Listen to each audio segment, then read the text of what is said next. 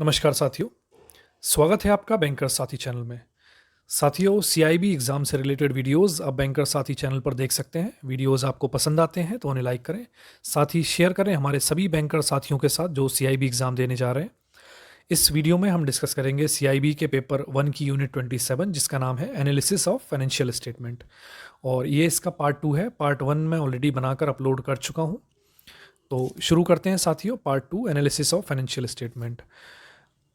इसमें हम डिस्कस करेंगे बैलेंस शीट के बारे में, अलग अलग जो बैलेंस शीट के कंपोनेंट्स हैं उनके बारे में, किसी आइटम को किस पार्ट में रखना है, क्या कोई एंटिटी जो है, कोई आइटम जो है या कोई कंपोनेंट जो है वो करंट एसेट है या करंट लायबिलिटी है, फिक्स एसेट है या फिर लॉन्ग टर्म लायबिलिटी है।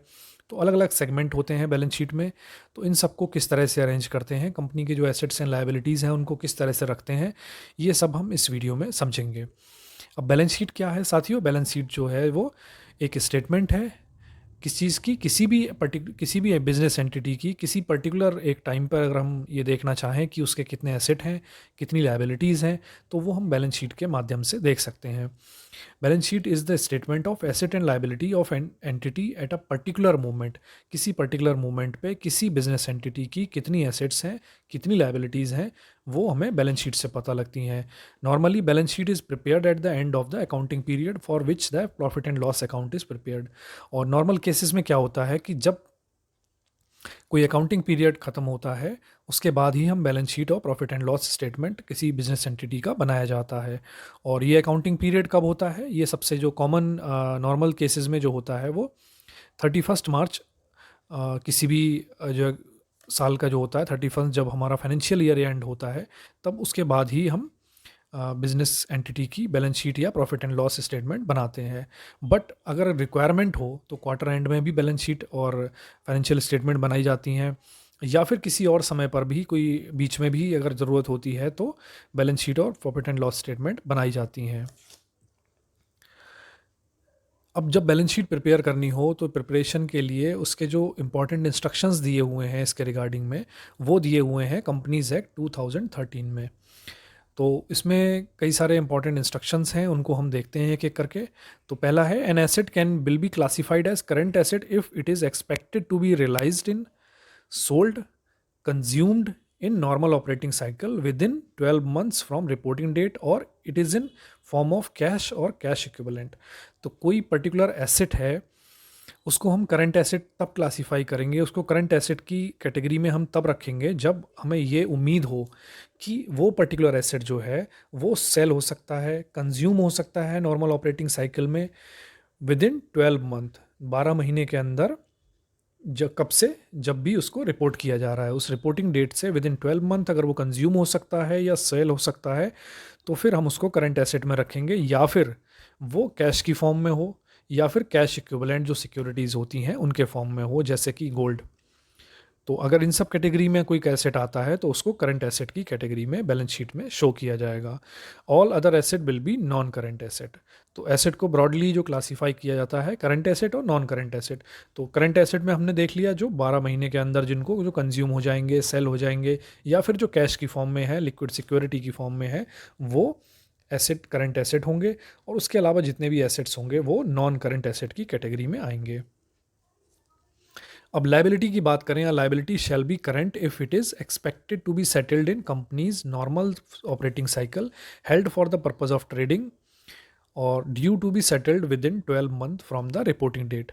अब किसी भी लाइबिलिटी को हम करंट लाइबिलिटी हम तब क्लासीफाई करेंगे जब उसको ये माना जा रहा है कि वो उसकी जो कंपनी की जो नॉर्मल ऑपरेटिंग साइकिल है उसमें कंज्यूम हो जाएगी, या फिर उसको ट्रेडिंग पर्पस के लिए रखा गया है। तीसरा है कि वो due to be settled in next 12 month, जो 12 महीने के अंदर जो है वो जो कंपनी है, ऑर्गेनाइजेशन है, उसको वो लायबिलिटी जो है वो सेटल करनी होंगी। तो ऐसी सभी लायबिलिटीज़ को करंट लायबिलिटी की कैटेगरी में रखा जाता है। जैसे कोई बैंक का इंटरेस्ट है, वो अगर इंस्टॉलमेंट ड्यू है next month, with in 12 month जो इंस्टॉलमेंट्स ड्यू हैं बैंक की वो देनी है, बिजली का बिल है, कोई इस तरह की जो भी देनदारियां हैं वो करंट लायबिलिटी में आएंगी। Receivables on account of goods sold और services rendered in normal course of business is classified under trade receivable। तो कोई भी जो गुड्स सेल की जाती हैं या सर्विस रेंडर की जाती है किसी ऑर्गेनाइजेशन के बाद के द्वारा, नॉर्मल कोर्स ऑफ बिजनेस में उनको क्या कहा जाता है, उनको ट्रेड रिसीवेबल्स कहा जाता है। तो ट्रेड रिसीवेबल्स कौन सी हुई, किसी भी ऑर्गेनाइजेशन की ट्रेड रिसीवेबल्स वो होती हैं, या गुड्स हो सकती हैं। अगर वो फिजिकल गुड्स बनाती है वो कंपनी, वो ऑर्गेनाइजेशन, तो गुड्स होंगी।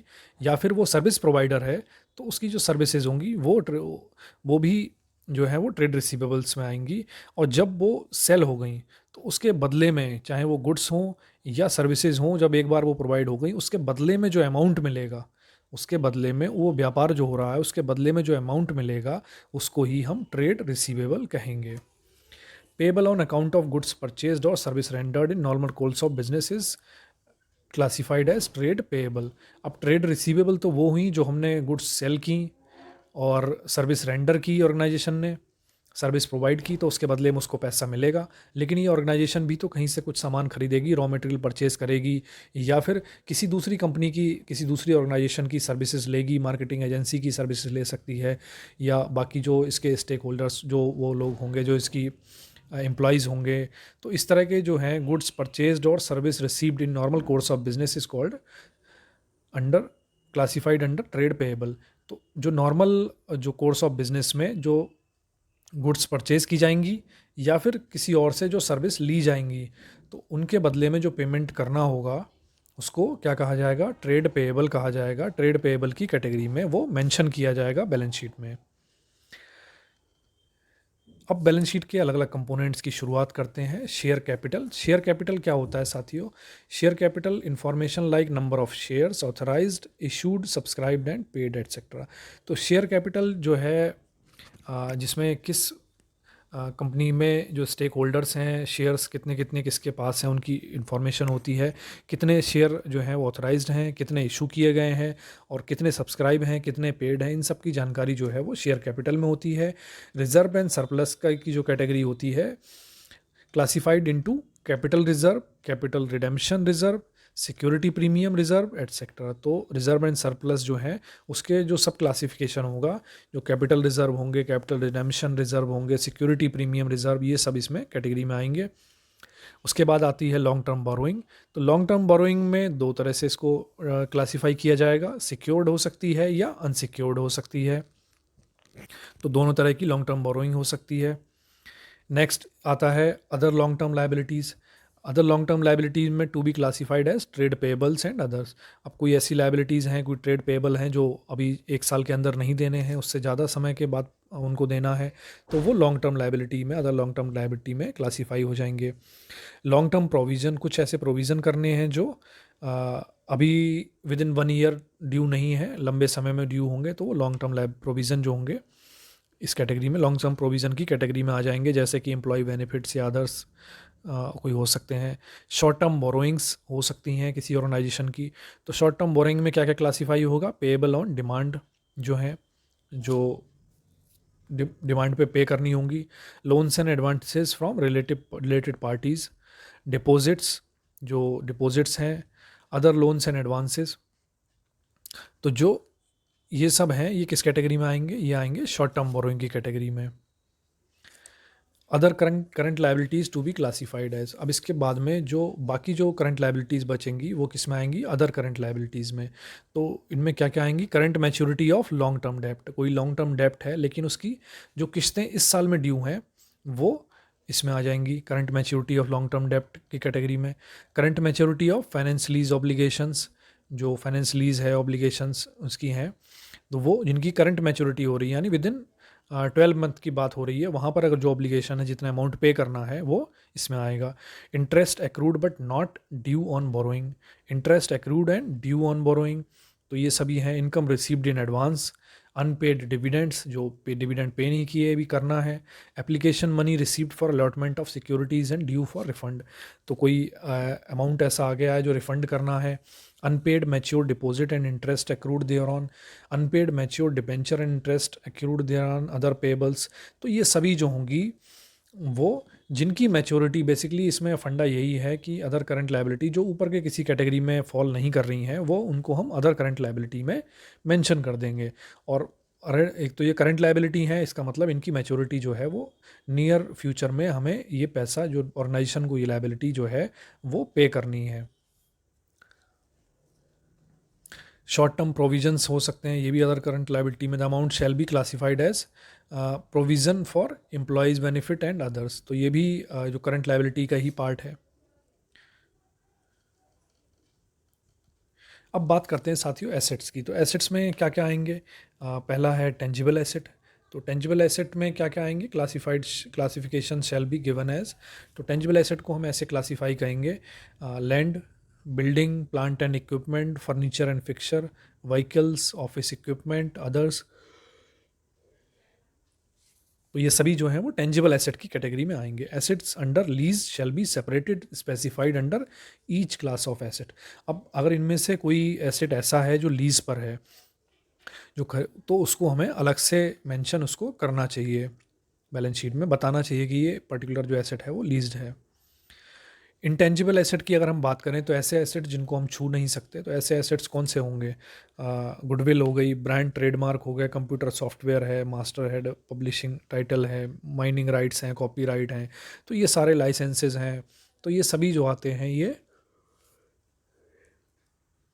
इंटेंजिबल एसेट की कैटेगरी में आएंगे।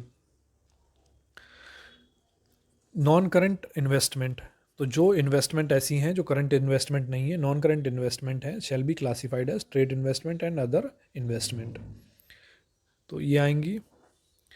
Long term loans and advances. तो लॉन्ग टर्म एडवांसेस, अब क्योंकि यहाँ पर देखो ये जो एसेट की बात हो रही है, तो लॉन्ग टर्म एडवांसेस वो होंगे जो कंपनी ने लोगों को दे रखे हैं, जो उस ऑर्गेनाइजेशन ने औरों को दे रखे हैं एडवांसेस, उनके एडवांसेस की बात हो रही है। जो उन्होंने एडवांस लिए हैं उनकी बात नहीं हो रही है, क्योंकि वो तो लायबिलिटी की कैटेगरी में आएंगी। अगर किसी ऑर्गेनाइजेशन ने, किसी कंपनी ने अगर बैंक से लोन ले रखा है तो वो उसकी लायबिलिटी होगी। बट यहाँ पर क्योंकि हम एसेट्स की बात कर रहे हैं, तो long term loans and advances उन एडवांसेस की बात हो रही है जो उस ऑर्गेनाइजेशन ने औरों को दे रखे हैं, बाकी ऑर्गेनाइजेशंस को, बाकी इंडिविजुअल्स को दे रखे हैं, उनकी बात हो रही है।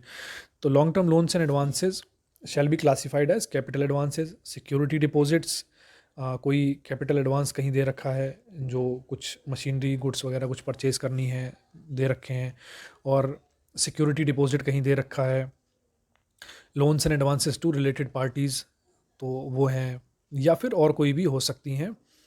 और इन सभी को, ये जो लॉन्ग टर्म एडवांसेस हैं, इनको किस किस कैटेगरी में डिवाइड करना है? इनको सिक्योर्ड में डिवाइड करना है, अनसिक्योर्ड में डिवाइड करना है, और तीसरे ऐसे होंगे जो डाउटफुल हैं कि वो पता नहीं आएंगे या नहीं आएंगे, तो उस कैटेगरी में डिवाइड करना है। अब सिक्योर्ड जो है उनको अच्छा माना जाता है कि वो ठीक है, अनसिक्योर्ड को भी ठीक माना जाएगा, लेकिन डाउटफुल को हम अच्छा नहीं मानते कि डाउटफुल कैटेगरी में अगर कोई जा रही है कोई लोन्स एंड एडवांसेस, इसका मतलब उनके आने के जो वापस आने के चांसेस जो है वो कम है। Allowances for bad and doubtful loans and advances shall be disclosed under the relevant head separately.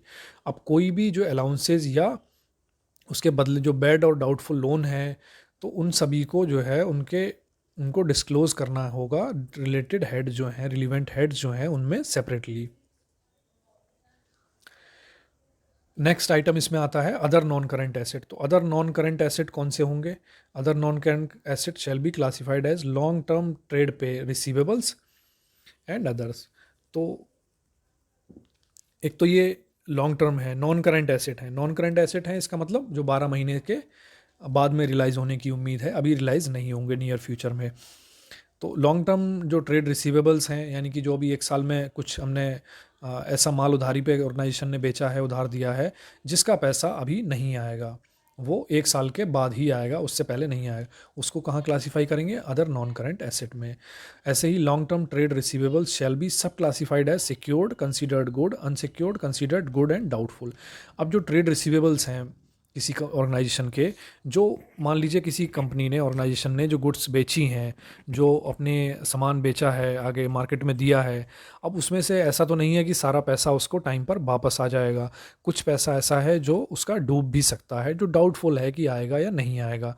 उनमें से कुछ सिक्योर्ड होंगे जो एडवांसेस हैं, कोई उसके बदले में कोई सिक्योरिटी ले रखी होगी, कुछ ऐसे होंगे जो अनसिक्योर्ड हैं, और कुछ ऐसे होंगे जो डाउटफुल हैं। तो लॉन्ग टर्म रिसीवेबल जो हैं उनको भी सब क्लासीफाई इन तीनों कैटेगरी में करना होगा। नेक्स्ट है करंट इन्वेस्टमेंट। तो करंट इन्वेस्टमेंट की कैटेगरी में क्या क्या आएगा? Classification of current investment shall be provided. तो करंट इन्वेस्टमेंट की क्लासिफिकेशन भी प्रोवाइड करनी होगी। इन्वेंट्री हो गई। अब इन्वेंट्री किसी ऑर्गेनाइजेशन की क्या क्या होगी, इन्वेंट्री में ये सारी चीज़ें आ जाएंगी। इन्वेंट्री में आ जाएगा रॉ मटेरियल कितना है उसके पास, वर्क इन प्रोग्रेस कितना है जो सेमी फिनिश्ड गुड्स हैं, फिनिश्ड गुड्स कितनी है जो तैयार माल है, स्टॉक इन ट्रेड जो आगे बढ़ा दिया गया है, ट्रेड में है बट उसका पैसा आना है, stores and spares, loose tools and others specify nature. तो ये सारी जो आएंगी, ये इन्वेंट्री का मतलब केवल फिनिश्ड गुड्स ही नहीं है, जो रॉ मटेरियल पड़ा है या जो सेमी फिनिश्ड गुड्स हैं, ये सब भी इन्वेंट्री की कैटेगरी में आएंगी। Goods in transit shell be disclosed under the relevant सब हेड इन ऑफ इन्वेंट्री। तो इन्वेंट्री का जो सब हेड होगा उसमें ये डिस्क्लोज करना होगा कि कितनी गुड्स इन ट्रांजिट हैं और कितनी बनी हुई रखी। Mode of valuation shall be stated, और हमने इसकी वैल्यू किस तरह से निकाली है इन गुड्स की, तो वो भी हमें ऑर्गेनाइजेशन को ये डिस्क्लोज करना होगा कि उन्होंने इसकी वैल्यू किस तरह से, इन्वेंट्री की, रॉ मटेरियल की किस तरह से निकाली है। नेक्स्ट आता है ट्रेड रिसीवेबल्स। तो aggregate amount of trade receivable outstanding for a period exceeding 6 month from the date they are due for the payment should be separately stated. तो ट्रेड रिसीवेबल रिकॉर्ड करते समय इन चीज़ों का ध्यान रखना है कि कोई भी ट्रेड रिसीवेबल ऐसी है जो कब से आउटस्टैंडिंग है, 6 मंथ से ज़्यादा जिसको जो आउटस्टैंडिंग हो गई है, मानी कि जो कोई सामान बेचा, गुड्स बेची गई हैं लेकिन 6 महीने गुजर गए लेकिन उसके पैसा रिसीवेबल जो है वो भी आई नहीं है, उनको अलग से मेंशन करना होगा। और ट्रेड रिसीवेबल को फर्दर क्लासीफाई करना होगा 3 कैटेगरी में, जो कि सिक्योर्ड होंगी, अनसिक्योर्ड होंगी और डाउटफुल होंगी। Allowances for bad and doubtful डेप्ट shall be disclosed under the relevant head separately. तो जो भी डाउटफुल होंगे या बैड डेप्ट हो गए हैं जो ऑर्गेनाइजेशन के, जो वापस नहीं आएंगे, उनको रिलेवेंट हेड में सेपरेटली मेंशन करना होगा। नेक्स्ट इसमें आता है कैश एंड कैश इक्विवेलेंट। तो cash and cash equivalent shall be classified as. अब इसके कैटेगरी में क्या क्या चीज़ें आएंगी, इसमें आएगा बैलेंसेस विद बैंक। तो बैंक में कितना क्रेडिट बैलेंस उस ऑर्गेनाइजेशन का है वो आएगा। चेक कितने हैं, ड्राफ्ट हाथ में कितने हैं, चेक या ड्राफ्ट हाथ में कितने हैं, कैश इन हैंड कितना है,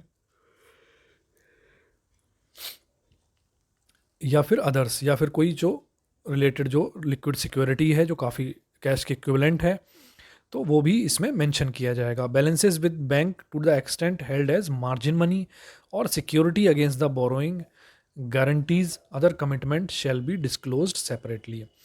अब बैलेंस जो बैंक के पास है, मान लीजिए एफडीआर है किसी ऑर्गेनाइजेशन की, बट वो एफडीआर कहीं पे लियन मार्क है, एज अ सिक्योरिटी रखी हुई है किसी लोन में, तो उसको अलग से डिस्क्लोज करना होगा कि ये कैश और कैश इक्विवेलेंट तो है, बैंक का डिपॉजिट, बैंक में डिपॉजिट तो है, बट चूंकि वो लियन मार्क है तो वहाँ पर उसको सेपरेटली डिस्क्लोज इस बात को करना ज़रूरी है। Repatriation restrictions if any in respect of cash and bank balance shall be separately stated. और कोई रिपेट्रिएशन की रेस्ट्रिक्शन है कहीं, यानी कि जो फंड्स ट्रांसफ़र की या भेजने की कहीं कोई रेस्ट्रिक्शन है किसी तरह की, तो वो भी अलग से मेंशन करना होगा। बैंक डिपॉजिट फिर with more than 12 month maturity shell be disclosed separately. कोई ऐसे बैंक डिपॉजिट जो टर्म डिपॉजिट हैं, 1 साल से अधिक जिनकी मैच्योरिटी है, उनको अलग से मेंशन करना होगा। यानी कि जो वो सभी एफडीआर्स, टर्म डिपॉजिट जिनकी मैच्योरिटी 1 साल से ज़्यादा है, उनको अलग से डिस्क्लोज करना होगा। नेक्स्ट है short term loans and advances. तो short term loans and advances जो बैलेंस शीट में आते हैं उस कैटेगरी में क्या क्या चीज़ें आएंगी। Short term loans and advances shall be classified as loans and advances to related parties and others. तो short term loans and advances में आएंगे जो रिलेटेड पार्टीज़ को दिए गए हैं, या फिर दूसरी कैटेगरी जो बाकी लोगों को दिए गए हैं, लेकिन इनकी डिटेल्स जो है वो मेंशन करनी होंगी। The above shall also be sub classified as secured, considered unsecured and doubtful. तो अब इसकी भी short term loans and advances जो हैं, इनको भी 3 कैटेगरी में इसको क्लासीफाई करके देना होगा, और उनकी कैटेगरी कौन सी होंगी, वही सिक्योर्ड, अनसिक्योर्ड और डाउटफुल। और जो बैड और डाउटफुल लोन है short term loans and advances के केस में भी, उनके लिए जो भी प्रोविज़न वगैरह अगर करना है, allowances for bad and doubtful loan and advances shall be disclosed under the relevant head separately. तो उनको अलग अलग दूसरे जो अलग जो हेड हैं उनमें सेपरेटली मेंशन करना होगा। Other current asset specify nature. तो इनके अलावा जो करंट एसेट बच जाएंगे, जो कहीं भी क्लासीफाई नहीं हो रहे हैं, किसी कैटेगरी में नहीं आ रहे हैं, वो इस किस में आ जाएंगे, वो आ जाएंगे अदर करंट एसेट में। तो अब किस तरह के हैं, उनके नेचर जो हैं वो स्पेसिफाई करने होंगे। This is an all inclusive heading which incorporates current asset that do not fit into any other asset category. तो जैसा मैंने बताया, जो एसेट किसी और एसेट कैटेगरी में फिट नहीं होते हैं उनको हम अदर करंट एसेट में क्लासीफाई कर देंगे, लेकिन वो उनकी मैच्योरिटी विद इन 12 मंथ होनी चाहिए, यानी कि वो करंट एसेट होने चाहिए, लेकिन वो करंट एसेट के किसी और जो हेड हैं उनमें फिट नहीं हो रहे हैं, इनकॉर्पोरेट नहीं हो पा रहे हैं, तो उनको हम अदर करंट एसेट की कैटेगरी में रख देंगे। नेक्स्ट आता है contingent liabilities and commitments to the extended not provided for. तो कंटिंजेंट लायबिलिटी या कमिटमेंट्स क्या होते हैं? कुछ ऐसी लायबिलिटीज़ होती हैं जो मान लीजिए आज के समय में वो लायबिलिटीज़ नहीं हैं, बट फ्यूचर में वो जो लायबिलिटीज़ हैं, प्रोमिसेस हैं जो बैंक के द्वारा किए गए हैं, कमिटमेंट हैं जो बैंक के द्वारा किए गए हैं, वो लायबिलिटीज़ बैंक को रियलाइज़ हो सकती हैं। बैंक को वो अमाउंट पे करना पड़ सॉरी, यहाँ ऑर्गेनाइजेशन की बात हो रही है, ऑर्गेनाइजेशन को वो अमाउंट पे करना हो सकता है। तो कंटिंजेंट लायबिलिटी किस तरह से क्लासीफाई करेंगे? Claim against the company not acknowledged as डेप्ट। कोई ऐसा क्लेम है कंपनी के अगेंस्ट में जिसको डेप्ट की तरह एक्नॉलेज नहीं किया गया है, यानी कि आज की डेट में वो डेप्ट नहीं है, बट फ्यूचर में वो डेप्ट बन के सामने आ सकता है। गारंटी अगर कंपनी ने दे रखी है कहीं किसी को, तो वो गारंटी भी रियलाइज हो सकती है, मैच्योर हो सकती है कभी। Other money for which the company is contingently liable, कोई और ऐसा अमाउंट है जिसके लिए कंपनी कंटिंजेंटली लायबल है, तो वो सभी जो हैं वो कंटिंजेंट लायबिलिटीज़ के अंडर में आएंगे। कमिटमेंट को हम फर्दर क्लासीफाई कर सकते हैं, estimated amount of contract remaining to be executed on capital account and not provided for. Next है uncalled liabilities on share and other investment partly paid. Third है अदर कमिटमेंट्स। तो commitment भी तीन तरह के ये हो सकते हैं। अब बेसिकली कंटिंजेंट लायबिलिटी हो या कमिटमेंट हो, इनकी बात इसलिए की जा रही है क्योंकि आज की डेट में तो मान लीजिए वो ऑर्गेनाइजेशन के लिए वो लायबिलिटी नहीं है, बट इन फ्यूचर अगर वो किसी बीच में कोई इंसिडेंट्स ऐसे होते हैं, फ्यूचर कोर्स ऑफ टाइम में वो हो सकता है कुछ ऐसे इंसिडेंट्स हों कि वो लायबिलिटी की तरह कंपनी के सामने आ जाएं, तो उनकी जानकारी भी देना कंपनी को, उनको डिस्क्लोज करना ज़रूरी है। नेक्स्ट है the amount of dividend propose to be distributed to equity and preference share holders for the period and the relative amount per share shall be disclose separately. तो जो भी ऐसा डिविडेंड जो है, जो प्रपोज किया गया है कि डिविडेंड जो कंपनी बांटेगी, देगी, और या फिर कोई इक्विटी शेयर होल्डर्स को या प्रेफरेंस शेयर होल्डर को, उसको भी डिस्क्लोज करना है। Where in respect of an issue of securities made for a specific purpose, the whole or part of the amount has not been used for the specific purpose at the balance sheet date, there shall be indicated by way of note how such unutilized amount shall be used or invested। साथ ही कोई ऐसी security या कोई ऐसा amount है जो इकट्ठा किया गया है, लेकिन वो अभी तक किसी स्पेसिफिक पर्पस के लिए वो यूज़ नहीं हुआ है, तो वो कंपनी को डिस्क्लोज़ करना होगा कि वो पर्टिकुलर जो अमाउंट है वो किस तरह से यूज़ किया जाएगा या इन्वेस्ट किया जाएगा, उसकी जानकारी देना भी ज़रूरी है। नेक्स्ट है if in the opinion of board any of the asset other than fix asset और non current investment do not have a value of realisation in the ordinary course of business at least equal to the amount at which they are stated, the fact that board is there of that opinion shall be stated। अब इसको समझते हैं साथियों कि अगर मान लीजिए balance sheet तैयार हो गई है, सब कुछ है, लेकिन कोई ऐसा एसेट है जिसके बारे में कंपनी का बोर्ड जो है उसका ओपिनियन ये है, बोर्ड ये सोचता है, कंपनी का बोर्ड ऑफ डायरेक्टर्स जो हैं वो ये सोचते हैं कि उस पर्टिकुलर एसेट की वैल्यू इतनी नहीं है जितनी बैलेंस शीट में दिखाई जा रही है। तो अगर उतनी वैल्यू से वो रियलाइज़ नहीं हो सकता ऑर्डिनरी कोर्स ऑफ बिजनेस में, ऐसा मानना है किसका? बोर्ड का। तो फिर उनका जो ओपिनियन होगा उसको भी मेंशन करना होगा कि बोर्ड का ओपिनियन ये है कि ये पर्टिकुलर एसेट जो बैलेंस शीट में यहाँ पर दे रखा है, ये बोर्ड का ये मानना है कि इसका जो रियलाइजेशन अमाउंट है वो इतना नहीं होगा जितना कि इसमें बैलेंस शीट में मेंशन है, उसको अलग से मेंशन करना है।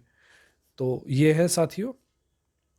तो ये पार्ट 2 इसका कंप्लीट हो गया है। आई होप कि साथियों वीडियो आपको पसंद आया होगा, और इसका पार्ट 3 भी आएगा, क्योंकि ये यूनिट काफ़ी ज़्यादा इम्पोर्टेंट है।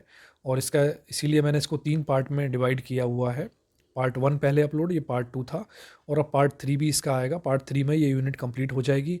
काफ़ी इंपॉर्टेंट चैप्टर है ये, फाइनेंशियल स्टेटमेंट्स। इसको पूरा ध्यान से पढ़ें, एक बार नहीं तो 2 बार, 3 बार वीडियो देखें, आपको चीज़ें क्लियर होंगी। और ये हमेशा आपके काम आएगा, ऐसा नहीं है केवल एग्ज़ाम में काम आएगा, आगे भी जब क्रेडिट का काम आप करेंगे, क्रेडिट की सीट पर बैठेंगे, बैलेंस शीट हाथ में आएगी, तो आप देख के पता लग जाएगा कि उसमें किस कैटेगरी में कौन से आइटम्स रखे गए हैं और उनकी क्या सिग्निफिकेंस है।